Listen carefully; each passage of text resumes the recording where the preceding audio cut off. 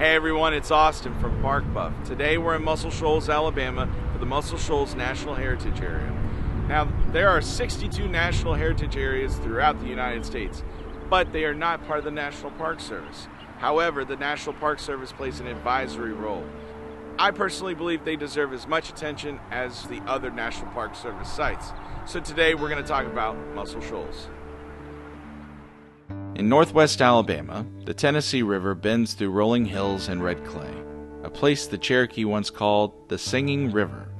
They said a spirit lived in its waters, one that carried songs through the valleys, long before anyone called this place Muscle Shoals. For thousands of years, native people hunted, fished, and built communities here, from the ancient mounds at Florence and Tuscumbia to the trails that still trace their footsteps. But the 1830s brought forced removal, and the Trail of Tears carried thousands of Cherokee, Chickasaw, and Creek people from this homeland forever. Still, the river remembers. A century later, new voices rose along its banks when the Tennessee Valley Authority built Wilson and Wheeler dams. The river's power lit homes, fueled factories, and reshaped life across the South.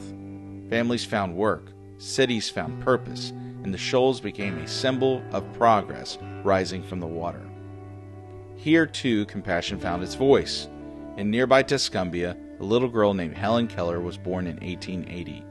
An illness at just 19 months old left her blind and deaf, but not silent. Through patience, teaching, and unshakable determination, she learned to communicate, to write, and to inspire a world that once thought she never could. At Ivy Green, her childhood home, you can still hear the echo of her first word, water, spoken beside a well that changed everything. And not far away, in Florence, architect Frank Lloyd Wright built one of his Usonian homes, a vision of simple beauty crafted for everyday people. It still stands as a monument to American design, proof that art and architecture could live within reach of ordinary life. Then came the sound that changed everything. In the 1960s, a handful of small-town studios turned Muscle Shoals into a global legend. At Fame and Muscle Shoals Sound, black and white musicians came together when much of America was still divided. Aretha Franklin found her voice here. Wilson Pickett, Percy Sledge, Etta James, the Rolling Stones, and countless others recorded songs that carried the rhythm of the river and the soul of the South. Those songs crossed boundaries no law could draw. They reminded the world that music, like the river, flows where it will, uniting people through the power of sound.